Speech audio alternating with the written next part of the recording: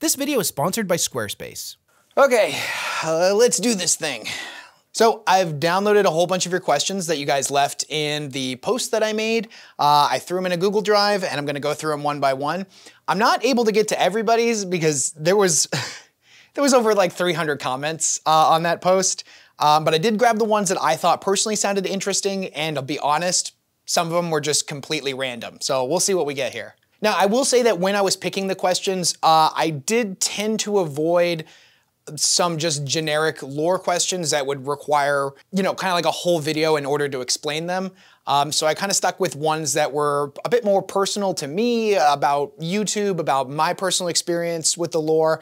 I think there's a couple in here that were questions on what my thoughts were on some things, but if it was like, can you explain such and such character at such and such time, I'm like, well, I'll make a video on them at some point in the future. But so this is a different kind of video for me. Like normally I've got a script written, I've done a whole bunch of research. This time I'm literally just sitting down with a bunch of questions, and I figured this would be fun. I figured this would be like a nice change of pace from the normal. The first question comes from Brandon Bell.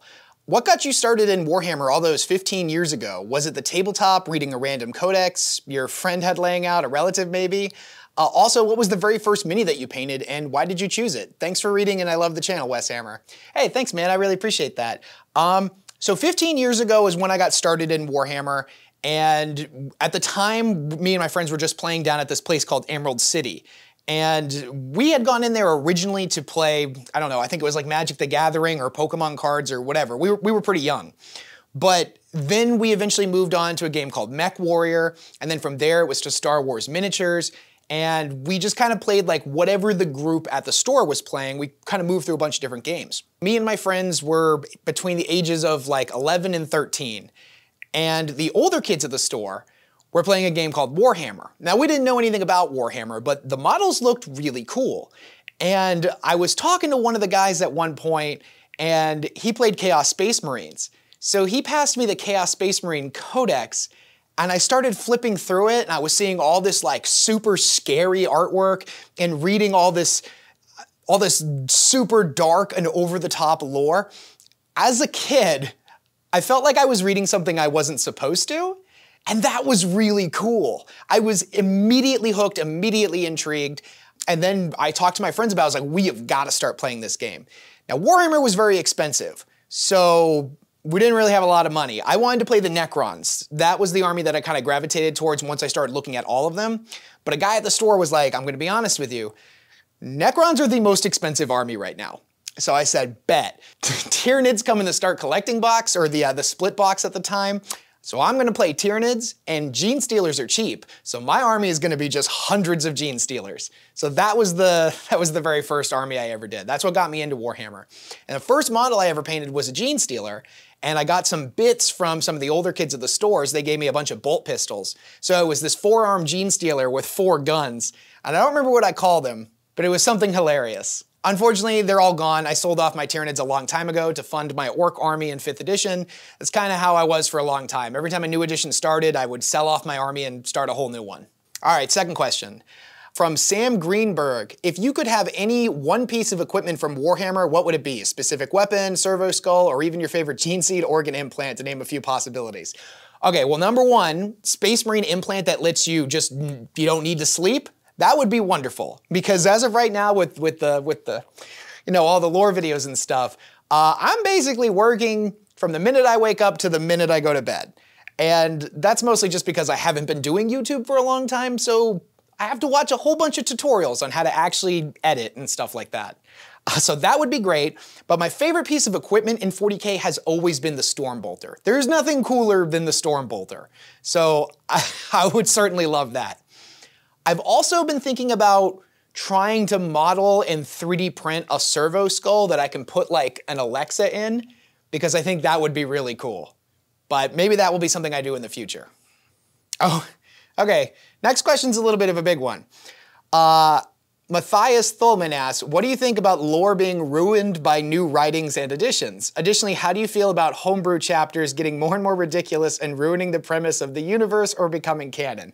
I don't think any homebrew chapters have become canon, And personally, I'm in favor of just go ridiculous. If it's your homebrew chapter, go absolutely nuts with it. Is it the Angry Marines, the Pretty Marines, whatever, doesn't matter. It's your homebrew chapter. You can do whatever you want with it. And the more ridiculous it is, honestly, probably the more fun I'm gonna have with it reading about them. As far as like the lore being ruined by the new stuff, it's an opinion that I've heard a lot of people talk about. People said that Primaris ruined the sanctity of Warhammer, and I just don't really feel that way.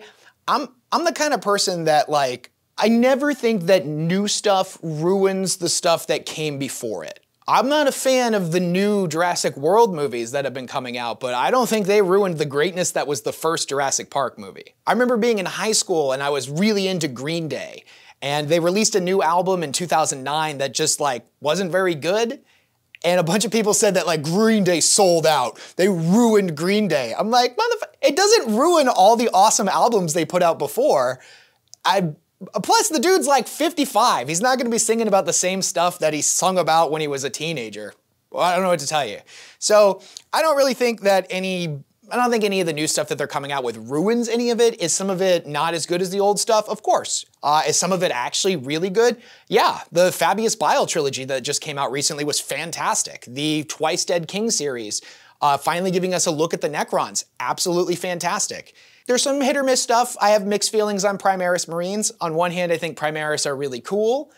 I just wish there was a bit more lore to them, and I want them to have flaws. I don't like characters that just are perfect in every single way. That's kind of the beauty of 40k, is everyone in 40k is deeply flawed. So, you know, we're just gonna have to see where they go with it. Next question comes from Rox. Hello there, I just started reading the Caiaphas Cain books thanks to your recommendation, and I'm really loving it. You're the one that got me into Warhammer, and I just wanted to say thanks for introducing me to this enormous universe. Well, dude, no problem. I am super happy that you're part of the community now.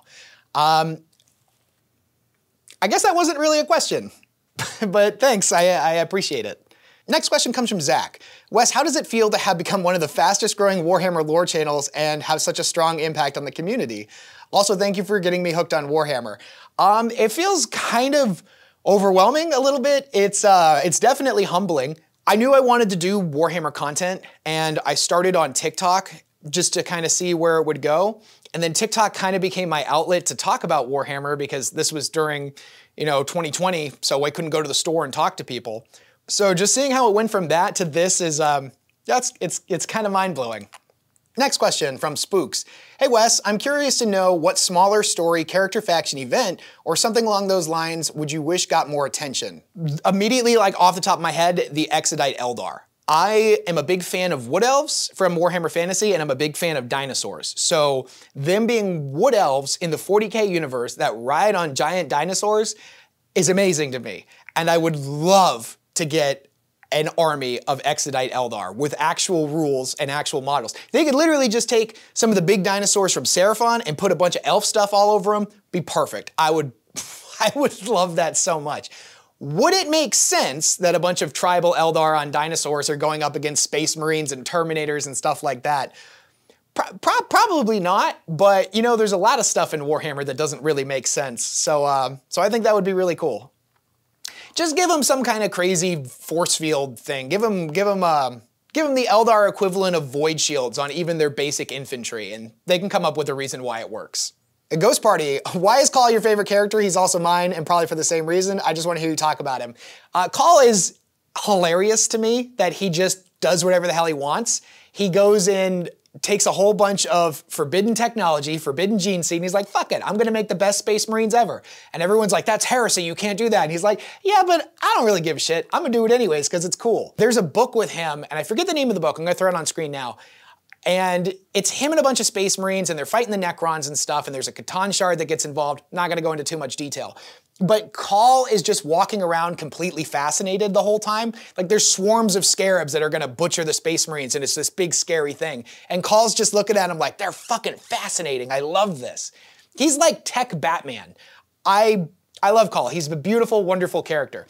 There's a scene in, I believe it was the Dark Imperium trilogy, where Gilliman is talking to, and I'm probably gonna butcher this, it's not planned, it's just top of mind stuff, but Gilliman is talking to Call's representative which I believe it was a hologram, and he's having like a full-blown conversation with it. And the hologram is like, I speak on behalf of Call, anything that you say to me is gonna be relayed back to him, so just treat me like him. And he's like, Call, you need to come back. Like, there's a whole bunch of shit going on. I don't know where you are right now, but you need to come back. And he's like, no, I'm not gonna do that.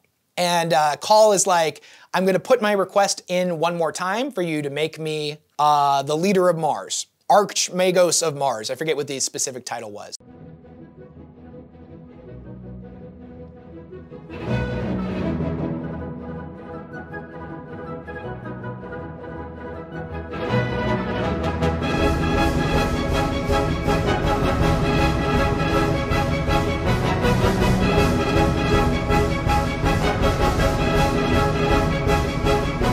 And Gilliman is like, Call, we've talked about this 1,000 times. You ask me the same thing every single week, and I continuously tell you the same thing over and over. The answer is no, because that would cause a civil war, because half of the Mechanicum views you as a complete heretic. And Call's like, bet. Well, next week I'm gonna put the same request in. And then Gilliman is like, listen, what we're doing right now, where I'm talking to this hologram, this is an AI, Call. You know this is forbidden. Like, what are you even doing right now? And the representative Call, this hologram, is like, oh no, dude, I totally get why you would think that. I understand, because my genius even freaks me out sometimes. But no, this isn't AI. And Gilliman's like, it's having a full conversation with me. It can think it's an AI. And the hologram gestures around the room, and there are like 1 million brains in jars. And he's like, as you can see, I am not thinking for myself. I am the combined intelligence of thousands of different Magos and tech priests, all culminating in this one figure. I have 100 trillion different responses programmed into me. So I can basically come up with any possible answer to any question you could ever think to throw at me. Not an AI, just super crazy cool. And Gilliman's just like, God damn it, I'm so sick of Call's nonsense. I love Call, he's amazing. And before we get to the rest of the questions, I want to tell you about this video's sponsor. In today's marketplace, having your own website is incredibly important, and Squarespace makes it easy to have a professional-looking website up and running in no time at all. They have hundreds of different custom, professionally designed templates that make the process of creating your own site super straightforward. They've been used by professionals and everyday people for years, and that's why they're one of the most trusted names in website design. By using one of their templates as a base, the whole process of making the site is as easy as drag and drop, which means there's still tons of room for customization to make your site distinctly yours, regardless of how skilled you are with computers or web design or anything like that. Whatever it is that you're trying to do, whether it's set up a gallery, start a small business, a blog, or pretty much anything else you can think of on the internet, Squarespace gives you a crisp, clean, professionally designed site. And they have a ton of easy to use tools that make the whole process of managing a website also super easy. Easy to understand analytics, access to professional designers if you feel like you need a little bit more help, and even a creator studio that helps you make engaging content for your site in order to take it to that next level. You only get to make a first impression once, and your website is normally somebody's first impression of you or your business. So why not make the best impression you can? Not to mention Squarespace is actually pretty affordable, with plans starting as low as $14 a month. And they're so confident in their websites that they even offer a free trial to make sure that Squarespace is right for you. And if this is something that you'd be interested in, then you can go to squarespace.com/WesHammer, or click on the link in my description and use the promo code WesHammer to get 10% off your first website or domain. Thanks to the awesome people over at Squarespace for sponsoring this video, and let's get back into the questions. Next question comes from RVTT. Would you ever consider collaborating with Bricky? I feel like the two of you would have great synergy considering you make similar content. You also both got me heavily into Warhammer. Also on that note, would you ever considering going on Dice Check or just playing tabletop games for stream and video? Yeah, actually, 100%. I would love to collaborate with pretty much every other major Warhammer channel. That would be my dream. A lot of the times people are really far away from each other. We're kind of all spread out over the world. So at some point, like way down the line, I would love to take like a work vacation and either go to Europe or go to Canada or wherever, or Australia, and just kind of make the rounds and visit everybody and maybe play a game with them, do a podcast with them. I don't know what that would look like, but I would love to do that. So yes, 100%. I would love to collaborate with every one of the other Warhammer creators. The World Eater asks, trying to come up with an interesting question. What character in the 40k universe do you find yourself most relatable to? You know, I want to say Caiaphas Cain, just because I'm brave when I need to be, but also at the same time, I'm like constantly checking my surroundings and making sure everything's on the up and up. So I wish I had a better answer, but I feel like Caiaphas Cain is pretty damn relatable to a lot of people. Ricky asks, howdy Wes, aside from 40k, what other franchises are you into? Any other games or shows you love as much as 40k? Keep up the great work, much love. I'm big into Dungeons and Dragons. I'm big into Magic the Gathering. My favorite video game series is Dark Souls. Well, I love the Dark Souls games, 100%. I was really into World of Warcraft for a long time when I was younger, but I haven't played it in years. I still find myself watching a bunch of anime, not nearly as much as when I had my weeb days in high school. As far as on the level of 40k, not as much. 40k, I've read well over 100 of the novels at this point, so there's nothing that I've quite hyper-fixated on and obsessed over quite like 40k. But there's a lot of other stuff that I like. I love spooky, scary movies. Me and my friends would do a horror movie night at least once or twice a week, and we did that for like 5 or 6 years. We haven't really had time to do one recently, but yeah, no, I love spooky stuff. Favorite movie of all time is John Carpenter's The Thing, followed by Shaun of the Dead. Leap Ziger Nam, sorry if I'm pronouncing your name wrong. What would be the perfect 40k video game for you personally? Or if you knew it would turn out good, what part of the 40k universe would you want to see as a movie? As a movie, I don't know. It's tough with a movie because a movie is only like 90 minutes to 3 hours. So it'd be difficult to kind of put everything in that. Fuck it, the Horus Heresy. Let's get the whole Horus Heresy into a 2-hour movie, nice and tight. It would be a train wreck, but it'd be fun to see them try. But if it was a more long-form TV show, either something about an Inquisitor. It was rumored a while ago that they were gonna do an Eisenhorn TV series. So Eisenhorn as like a 10-episode long miniseries, I guess it's not miniseries, but 1 season, fantastic. That would be great. Or something involving the Rogue Traders, because Rogue Traders can be a lot more fun. And I feel like if you're trying to go for mainstream appeal, like a TV show, Rogue Traders and their kind of antics, going out and exploring the galaxy and finding treasure and fighting off hordes of orcs, and their freedom that they have to kind of do that, I think would make for a really good, slightly more lighthearted TV show. And then from there, you could branch out into a lot of the bigger and more dark stuff. I feel like if they were to do a TV show, a Space Marine should show up once. There should be 1 scene with a Space Marine where maybe the main characters, the Rogue Traders or the Inquisitors or whatever, are in trouble. There's hordes of enemies pouring in from every single direction. They got the sad music playing. They all look at one another knowing they're about to die. It's like the scene from Toy Story 3 where they all hold hands at the end, that super emotional shit. And then right then and there, a Black Templar comes in and just eviscerates everything that they're fighting. It doesn't even break a sweat, just to show how crazy they are. And then you build that intrigue in the audience that doesn't really know anything about 40K, and they've seen just how powerful they are. So then later on, when you have a show about the Space Marines, that audience who saw that original little introduction to them is like, oh my God, a whole show about Space Marines? This is gonna be fucking wild. It's kind of like where they had the Alien movie, where you saw just one alien rip apart an entire crew on a ship. And then they went to Aliens, where it's a whole bunch of them. I think you could do something really cool with that. For a video game along those same lines, give me a Soulsborne game in the 40K universe. 100% that's what I want. Hunter asks, if you had the ability to either retcon a piece of lore or make some lore canon, again / official, what would it be?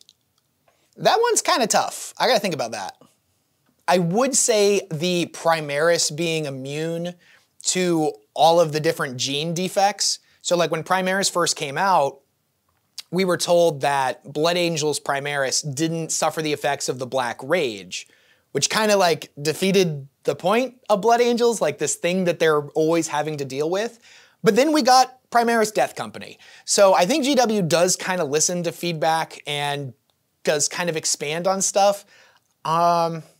I don't know, because like canon, when I think of making something canon, I think of fan theories becoming canon, and I kind of like them just being theories. I like that mystery. My favorite part of 40K is that since there are so many authors and there's so much material and there's all these conflicts, a lot of times people don't like that. They like their fantasy to be a lot more concise, but I like the unreliable narrator aspect of it. I like the fact that you can never 100% trust what you think you know.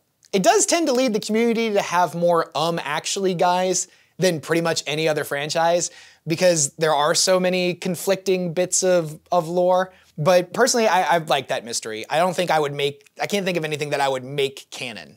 Justin asks, was there any particular miniature that made you start an army? Also, thank you so much for the content. I always look forward to a new video, and thanks for resparking my interest in the Emperor's Children and Slaanesh. Yeah, pretty much every army I've ever started. I started Necrons because I loved the Wraiths. I thought the Wraith models looked incredible. I started Death Guard because I liked the bloat drones. And honestly, and I forget the name, the Mephitic Blight Haulers, I think they are, the little scuttlebugs.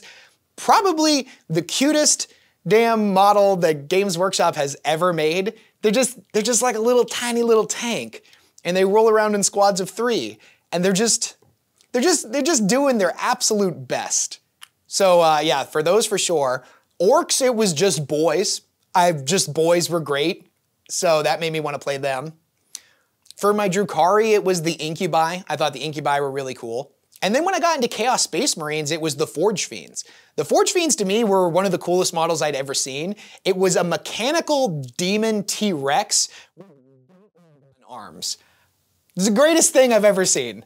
I think for every army I start, there's a model or two that really sell me on the fantasy of that army, and I'm like, all right, I gotta play these. What part of the lore do you feel severely lacks content, whether it be books, art, miniatures, and such? By Carson Francis. So that's interesting, because for me as a content creator, it would definitely be the art. Just a little behind the scenes insider trading for you. There's a lot of topics that would make for great videos, and no one's ever covered them. And the reason for this is because they're very obscure, and there's no artwork. There's not even fan artwork of a lot of these things. So that makes creating engaging, entertaining, and educational content really, really difficult. So what I've started doing, and you've probably noticed this in my videos before, I try to take art or images from other franchises that get the idea across and still try my best to tackle those subjects. It's really easy to do a video on Space Marines. There's 10 billion pictures of every type of Space Marine you could ever want. But if you're trying to do a video like my recent one on species X-10198.RK, well, there's only one piece of canon artwork for them, and it comes from a Rogue Trader bestiary. So trying to make a whole video on that, you need visuals, because it's a video. You know, you could do a podcast on these things, which maybe we'll do that in the future. But yeah, I would definitely like to see more artwork, more official artwork. The fan community is amazing. They've been putting out a ton of great stuff. Adrian says, do you think, or should I say believe, that someday the Warhammer could come up on screen, TV shows, or movies? And what do you think would be a proper introduction to this universe for the majority lore-wise? So I'll reiterate on what I said before. Definitely something around an Inquisitor. Eisenhorn would be fantastic. Anything with the Rogue Traders. I'll also throw Caiaphas Cain in there. I think Caiaphas Cain would make for a great series. I think they can't go full grimdark right off the bat. If they're trying to get, if 40k is trying to have its Witcher moment, where they're introducing it to a much larger audience, I think a really safe way to go would be something not necessarily lighthearted, keep the grimdark nature, keep it TVMA, but something like Caiaphas Cain that has bits of humor mixed into it. I think that would do really well. And then you can expand into all the other stuff. Matthew asks, hey, if you had the funds, the tools, materials, and help, what kind of cosplay would you do for any chapter or any faction in general? Black Templar. I want a Black Templar full Space Marine suit so bad. Whether I be a sword brother, whether I be a chaplain, doesn't matter. At some point, I want to commission that. I've heard that you can, I have a couple of 3D printers, and I've heard that you can 3D print the pieces piece by piece. It'll take an entire year to put together, but definitely something that I'd like to do. Noir asks, what faction would you get models for now if money, quality of paint job, and time are not a factor? I want to have an army of every single faction. Maybe not every single Space Marine Legion. That would be a lot of Space Marines, and they would kind of dominate my collection. But other than that, no, I definitely want to have one of every single faction at some point. Not just because I like to switch it up when I'm playing the game, but just also because they're really cool. I really like the miniatures. I really like all the models. There's very few things in 40k I dislike. Like even when I'm looking at the models, Guard are probably the ones that rank the lowest for me, and it's nothing against the Guard, it's just at the end of the day, they're basic humans, and I much prefer like the higher fantasy and aliens and demons and stuff like that. But then even in that, there are so many different Guard regiments that you can find one that you really like. Like Death Corps of Krieg, that's a very easy pick, but I also really like the Catachans. And then 100% Vostroyan Firstborn with the big mustaches, I would like to have an army of them. So one day I will have an army of every single faction. That's gonna take a long time to get there. The collection I have now took 15 years to build up. So, you know, just looking at the future. Banhai2 asks, is there a Space Marine chapter you find personally inspiring? 100% the Lamenters. For those we cherish, we die in glory. Willing to sacrifice everything to protect the ones they love. I don't think you can get much more inspirational than the Lamenters.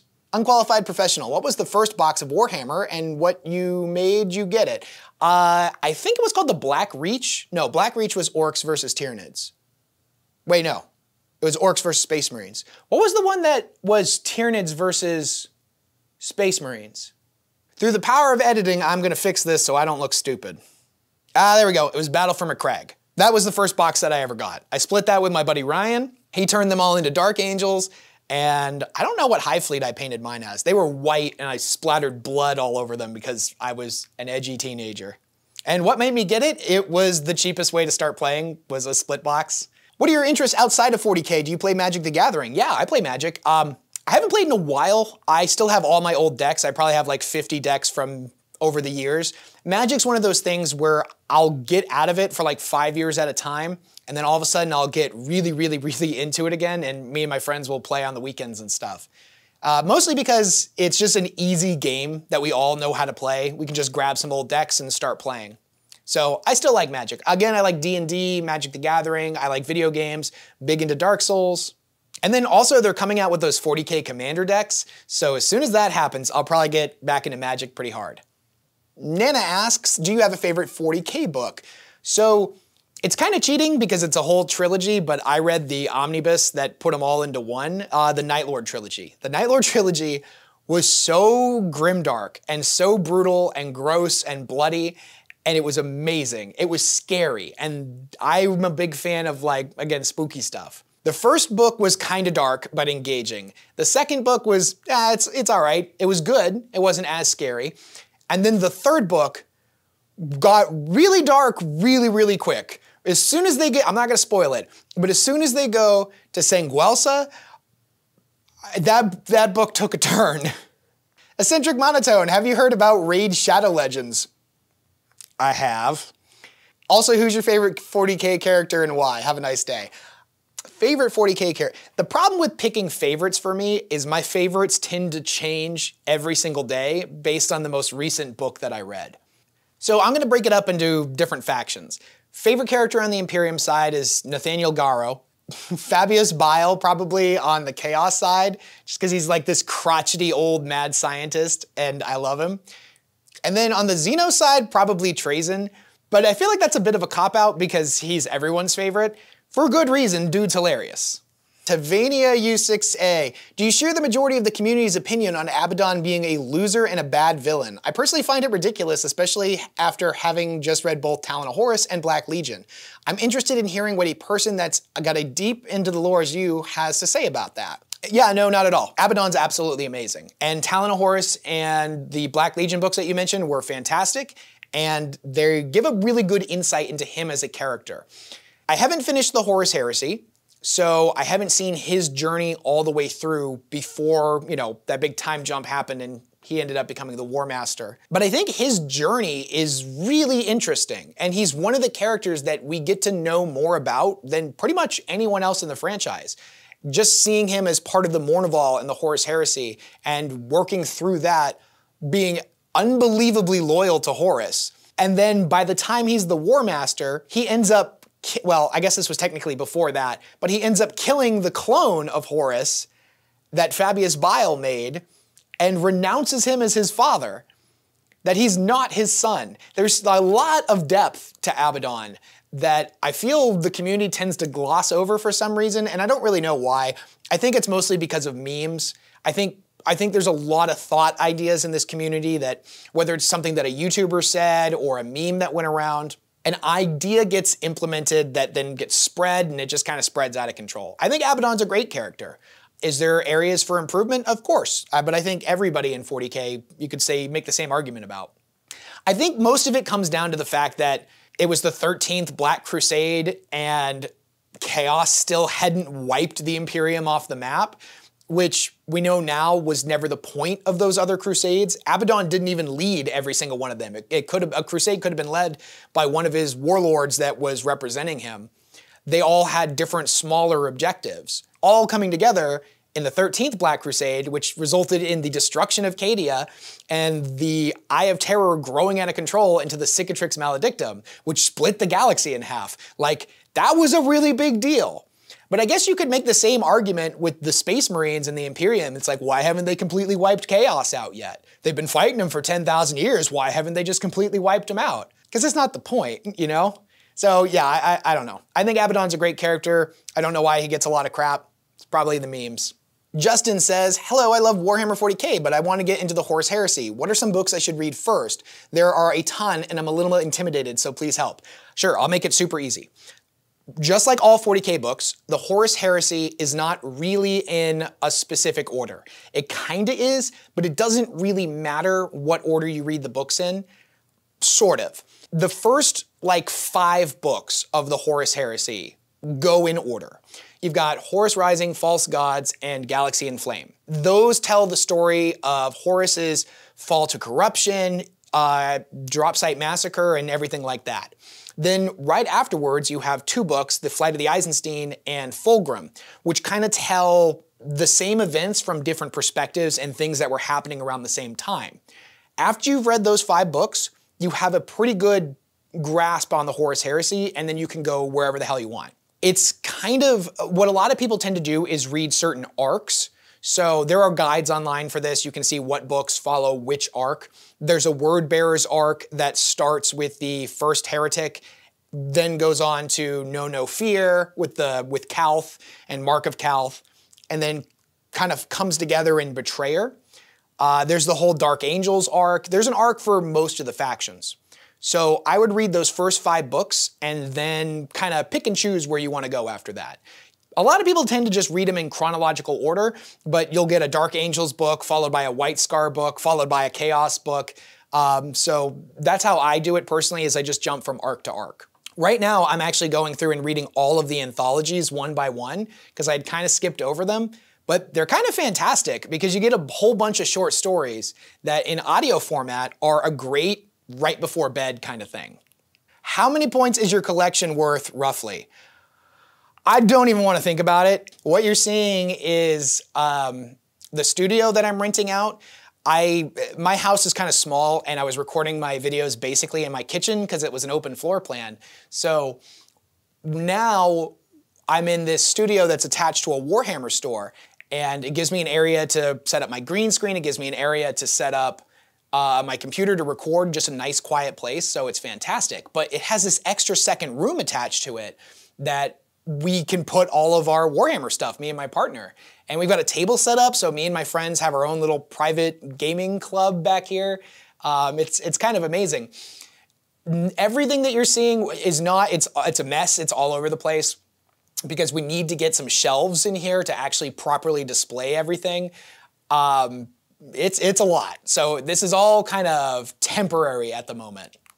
But I have way too many Warhammer models, if that's what you're asking. Which of the Primarks do you think will return next, and why? By Surya Saparato. I'm so bad at pronouncing names. I'm sorry. I'm butchering it. 100% it's Angron. They've already shown off his model, so we know that. Fulgrim makes an appearance in the Fabius Bile trilogy, so we know Fulgrim's around. But Fulgrim is kind of like, can't be fucked. He's like, I could come back. I could come and, like, you know, see what's happening in the physical universe, but I find it so dreadfully boring. Like, Fulgrim, I love Fulgrim. He can't be bothered. But he's around. I think it's gonna be the lion. I think it's gonna be the lion because we know the lion is on the rock. He's in stasis, ready to be woken up at any time that GW feels like bringing him back out. And with Guilliman being like the de facto leader of the Imperium right now, him and the lion always had tension. So the lion coming back would make for a lot of really interesting stories between him and Guilliman, both thinking they can lead the Imperium better. I don't even know where they would go with it. But compared to like someone like Leman Russ coming back, like Lehman's great. I'm not saying anything bad about Lehman, but there just really wouldn't be that tension, you know?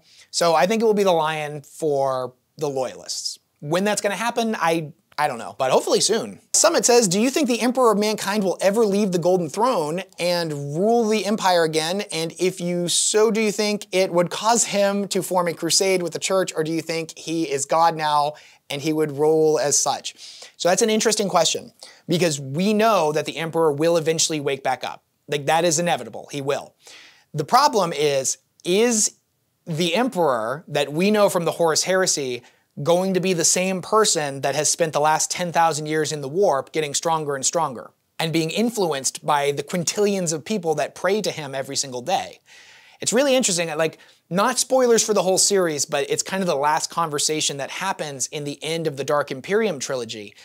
In the very last book, Guilliman is talking to Belisarius Cawl, and he's talking about a lot of events that happen in the book, so I won't spoil them. And he talks about his father potentially having become a god. And whether or not he is a god is still kind of up for debate. But Belisarius Cawl warns Guilliman, very cryptically and mysteriously, that the man that you knew that went into the Golden Throne may not be the person that ends up coming back out. And you need to be prepared for that. It's very ominous and spooky and like, oh, what does that mean? So whether or not Games Workshop will ever take it there, I'm gonna be honest with you, probably not. I feel like the Primarks coming back is a big deal, but it doesn't really change the whole setting. The Emperor coming back would be a massive, massive, massive pivot for 40k. So I don't know. I don't think Games Workshop will take it there. They might. I could be totally wrong. Maybe the Emperor will come back and we'll just move into Warhammer 40k and it will look completely different. As far as would he go to war on the Church, I mean, Horus Heresy Emperor would. God Emperor, I don't know. We'll have to see. What is the story behind your Cornite Hyena Marine profile picture? By 6'4 Crusader. So the Cornite Hyena, I like that, that's a good way of doing it. I just thought of him as a berserker, is my very first D&D character, although it technically wasn't D&D, we were playing Pathfinder. His name is Scratch, and he was a gnoll, and I came up with this big crazy backstory for him about how he was an orphan, that his gnoll den or whatever it was had been raided by humans, by a noble family, and they took him in as like a pet, basically, for their son, who he actually became really good friends with, and he thought the family loved him, but they didn't, they just viewed him as an animal. The kid got sick and died, and Scratch, being just like this little 5-year-old gnoll, got blamed for it. The parents blamed him and kicked him and beat him and all that, and he didn't know what he had done wrong. It was a very sad, tragic backstory for him. But then skip to like down the road, like he's an adult now, he technically believed he came from nobility, that he came from wealth. So he wants to do everything in his power to get back what he lost. And he ends up getting progressively eviler and eviler the longer the story went on. And I don't remember where we left off with him, but I think he became like the Lord of Demons or something. So I asked my buddy Greg from high school I commissioned him to do a picture of him. But I wanted him in World Eater's armor. Actually, I don't even remember if it was World Eaters. At the time, I just said Chaos Space Marine. And that was it. My buddy Greg drew it for me. And the reason I use it as my profile picture is because I like that character and I paid for the artwork. So damn it, I'm gonna use it. And I'll always remember Scratch as my first RPG character. He was great. Why WesHammer and why the hyena? I kind of picture Wes from Mad Max 2 in my head. WesHammer was just a play on Warhammer. Wes was my name, and all I had to do was change 2 letters of Warhammer, and did you get WesHammer? There's really not much more to it than that. Mike Ox says, have you ever played Bloodborne, Wes? I personally think you'd love it. You should give it a shot. Hell yes, I've played Bloodborne. I played the fuck out of Bloodborne. I've beat Bloodborne like 8 times. Never do New Game Plus. I always start over because I like collecting all the stuff again. But yeah, anything Soulsborne, 100% is my favorite type of game. What's your favorite food? Like real food, not just Red Bull or chocolate cookies, but by Matthias. If I'm being honest with you, it's just greasy takeout Chinese food. I fucking love Chinese food. It's legit a problem. Or anything Asian food. I love Asian food. Thai food, I like pad Thai. I like Japanese food. So either greasy takeout Chinese food or pad Thai. Braden asks, hey Wes, what led you to decide to expand to YouTube? You're the one who introduced me to 40k via YouTube Shorts, but I've heard other people say they found you on TikTok. So what led you to YouTube? Was it to get more people into 40k, more money, or just have another place to post awesome Warhammer stuff? Either way, thanks for these awesome uploads and have fun doing what you enjoy. Thanks, dude. So YouTube was my first pick. That's where I wanted to make content. If you scroll way back on my page, you'll see that I did some painting tutorials originally, but they weren't really getting a lot of views, and that's fine, that's to be expected, but they took a lot of work. I put like at least 40 hours into each one of them because I'd have to stop and film every single little detail. I moved over to TikTok because it seemed like a platform that was getting really popular really quick, and it hadn't reached peak saturation yet. Competition on YouTube was really strong, but there really wasn't a lot of competition on TikTok. So I moved over there and started posting little Warhammer TikToks, and it took a little while to get going, but when it started to grow, it grew really, really, really fast. And it was kind of amazing because this was 2020 at the time, so I couldn't go to the store and talk to people about Warhammer. So it became my outlet to just geek out about Warhammer stuff. Because I'd post a video on a topic that I was interested in that moment, like I had just read the book or something. And I would just have a whole bunch of people in the comment section talking about the book that I could talk to. So it was kind of amazing. And the TikTok community, I mean, whatever you think about TikTok, it's probably valid, but the Warhammer community on TikTok was unbelievable. Everybody was incredibly supportive, and TikTok was really neat because if you treated it like a social media platform, it was a social media platform where everything you posted was a video, so you really got to feel like you knew these people that you were friends with, way more so than just like a tweet or something. So I really enjoyed my time over there, but as the account kept getting bigger and bigger and I realized that this could be a full-time job, it just wasn't there with TikTok. TikTok is kind of abusive to their creators. Actually, not even kind of, just they're straight up abusive. My content, I barely swear in my videos. Like it's pretty rare. And I don't really post like a lot of graphic stuff. Even still, I probably had at minimum 50 community guideline violations on TikTok. I've had like 50 videos pulled for graphic nudity or religious extremism or hatred or like whatever nonsense they gave you. Because TikTok is run by a computer, basically. They don't have enough employees to check all the videos, so they just use these automated systems to manually check. If one person reports a video, that video can get pulled. So if some Karen on the front page is like, man, I don't like this, it can just get pulled and you get a strike against your account. It really sucked. And the thing was, you'd have to submit an appeal for them to put the video back up. So you'd spend all day making this video and then post it during prime time when everybody's online. It'd be up for 20 minutes, get pulled down, you'd get a violation. If you had gotten a violation before that, you'd be banned from TikTok for like a whole week. So you wouldn't be able to appeal it.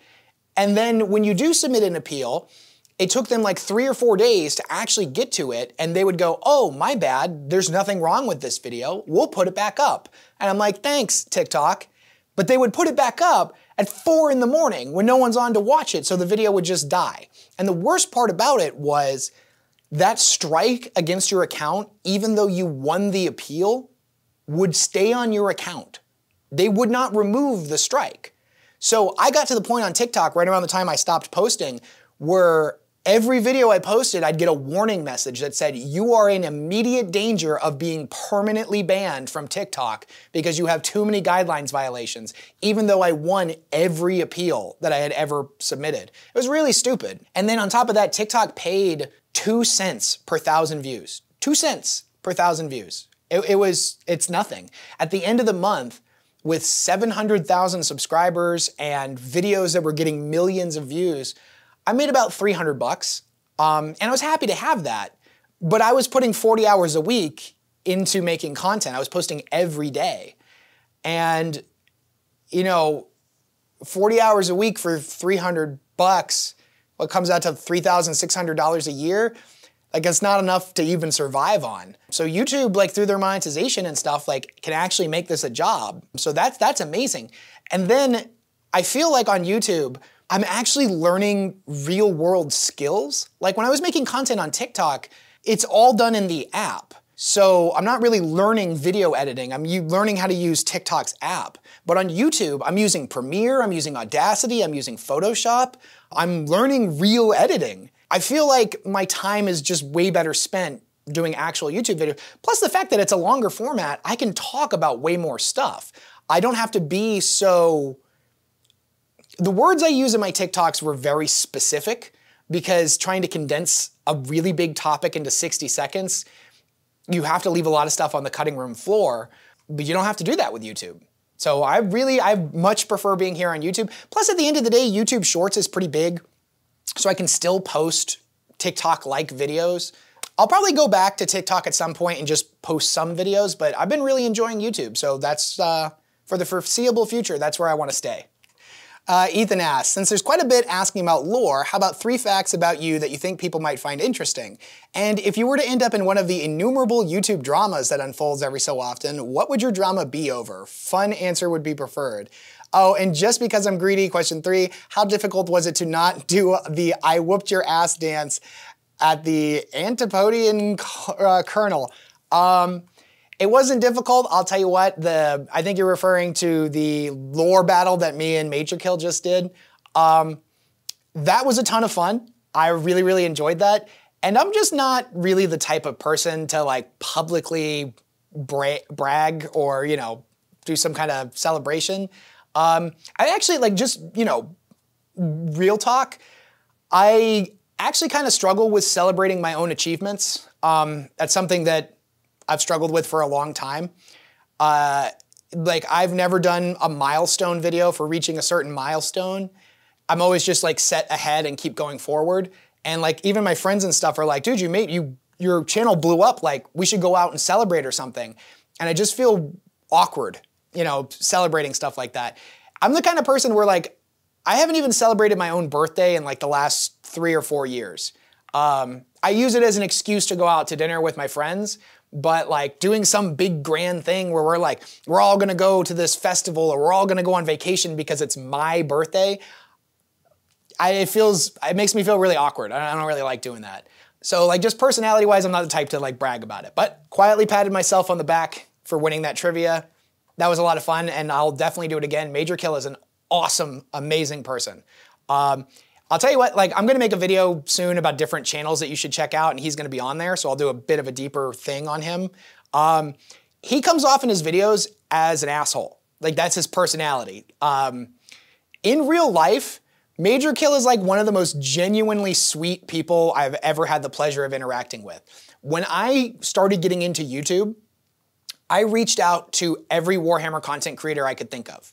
I sent emails like, hey, I'm trying to move into YouTube. This is me over on TikTok. I've built a following. I'm not just some random person. So I know a little bit about this, but do you have any advice or, you know, random questions like that? Out of the like 50 people that I messaged, I got 2 replies. And I'm not gonna mention any of the names of the people that didn't message me back because we're all incredibly busy. It's not a knock against them, but 2 people took the time to message me back. It was Auspex Tactics and Major Kill. Auspex Tactics talked back and forth in emails with me for a while, genuinely really nice person, and even though we stopped talking, every single time I hit a milestone, he sends me an email congratulating me and just talking about like what a pleasure it is to watch me grow on YouTube. Amazing person. Major Kill is the same way. Major Kill would, and our time zones are different, but for him, it's like 4 in the morning. He would stay up till like 4 in the morning answering every dumb question I had and would go back and forth with me for hours and would be completely honest. Would tell me like the keys to success and what he does, what's worked for him, and was fully transparent about like the difficulties of this and the things that I'm gonna encounter and ways that he handles it. Like he is an amazing person and he didn't have to do that. I'm gonna show you just like on screen, just like a real quick scroll through our message history. Basically all of these things that you're seeing, and I'm gonna censor them because I didn't ask him permission and those messages were meant for me. Also, there's a lot of explicit text in here. Major Kill is a horny Australian. But he just, those are all questions that I had that he answered. Like he's a really, really great guy. So yeah, I'll forever be grateful for him taking the time to do that. It really meant a lot to me. Wolf12 says, how many Warhammer models do you own at the moment? You mad lad, I love and appreciate you and your work, keep it up. Oh, but see, I have so many models, dude. I have a full Raven Guard army, a full Necron army, a full Drukhari army, full Thousand Sons army, well actually Thousand Sons are my partners.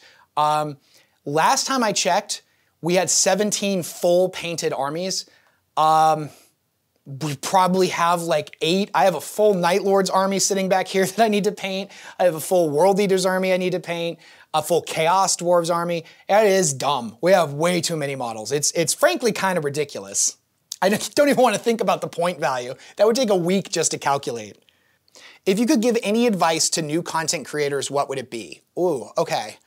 Well, actually, I was thinking about making a video where I spell out like the path to success, because the most frustrating things with being a content creator is there's just not a lot of resources online to help you do this kind of work. Most of it is other YouTubers that are trying to sell you a course. I will tell you that what worked for me was go to YouTube Shorts or go to TikTok first. And the reason for that is your videos will go further. You will get more views. And it makes a lot of sense. If the average TikTok or YouTube short is 15 seconds long, it's gonna not take you a long time to make a 15-second video. An hour-long deep dive on Warhammer lore on YouTube takes me a long ass time. But a short, a day, maybe like 4 hours on average, 4 to 6 hours. So you can make videos faster and you're gonna get more views. Because think about it, if the average length of a YouTube video is 15 to 20 minutes, in that 15 minutes, how many TikToks or shorts could you have watched? If they're 15 seconds a piece, that means 4 per minute. So you get a lot more views because people watch a lot more shorts. So it's a really good way to start to grow your channel. And then from there, you can start moving into the long form stuff. That's what worked for me. What is your opinion on 3D printing Warhammer and what are the most powerful Terminator variants? I think all the Terminators serve different purposes, so it's hard to pick which one's the most powerful. As far as 3D printing, huge fan of 3D printing. I think 3D printing is allowing a lot more people to get into Warhammer that didn't necessarily have access to it before. They were barred out of it because of the high price tag. So I think that's amazing for that. I think 3D printing opens a lot of avenues for customizing your army. So we're not just seeing the same demon prints we've seen a million billion times. You can 3D print different heads, different arms, different bits, or a completely own model that, or different model that you're proxying as a demon prince. So I think 3D printing is amazing and it's the future of tabletop gaming. I say that knowing full well that that massive Warhammer collection I have in the other room is kind of sort of devalued by the fact that you can just 3D print an entire army. Because before that, Warhammer armies tend to hold their value pretty well. I could take any one of my armies and sell it on Miniswap or eBay and get roughly 75% back out of it. If it's pro painted and it looks like it does on the box, maybe even more. But they hold their value well, but 3D printing kind of puts a damper on that just a little bit. But that's fine. Like that's a trade-off to get more people into Warhammer, and I can't really say anything but positive things about it. I think 3D printing is great. Now, that being said, where we play Warhammer, our community centers, our local stores, they will go out of business if people aren't buying product from them. And I think people don't really realize how much money it costs to keep these centers free for you to play. So if you don't spend money at your store that you play at all the time, we're gonna end up losing them. Like that's just kind of the reality of it. So I'm not saying to buy all of your Warhammer models from the store. But I am asking you that if you go to a gaming store, whether it's to play Magic, Warhammer, whatever, spend money there. A lot of stores sell food or they sell drinks and stuff. They have the biggest, they make the most money off of those technically because I don't know the technical terms, I've never owned a store, but what they pay for them versus what they sell them at, they end up making more money off of them. So buy your drinks and stuff at the store, buy your bags of Cheetos or whatever they sell, buy all your paints at the store. Just do something that you're giving some money back to your local store, because otherwise we'll lose the places that we like to hang out and play, and that would really suck. Okay, well, I have been talking for an hour and a half now based on the recording. I'm probably gonna be editing big chunks of this out because my ADD tends to go crazy. Through the power of editing on YouTube, I can get rid of all of my tangents and parts where I trip over my words. Can't really do that with this, not so much anyways. So this has been a lot of fun. I'll definitely do something like this again in the future if you guys enjoy this kind of stuff. It's a little change of pace from my normal lore videos. I don't know if you can tell, my voice is shredded because I've just been talking straight for an hour and a half. So thanks for hanging out with me, you guys. I mean, seriously appreciate it. I really do. If I didn't get to your question, I'm sorry. I tried to pick questions that a lot of people had asked. Yeah, I'll see you in the next one. Take it easy.